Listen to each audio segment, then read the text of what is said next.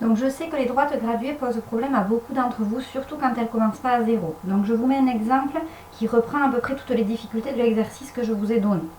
Donc ici, je souhaite connaître la fraction A qui est représentée sur cette droite. Je vous rappelle que pour écrire une fraction, je cherche le dénominateur qui est le nombre de parts dans l'unité. Alors attention, le nombre de parts ne signifie pas le nombre de carreaux, c'est le nombre de parts vraiment.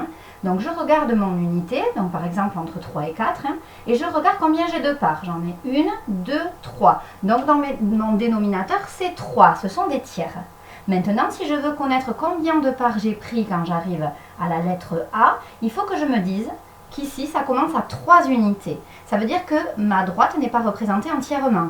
Ça veut dire que je n'ai pas représenté 0, 1, 2, mais j'ai commencé à 3. Je ne dois pas oublier ces parts reprises. Je rappelle que dans une unité, j'ai 3 parts.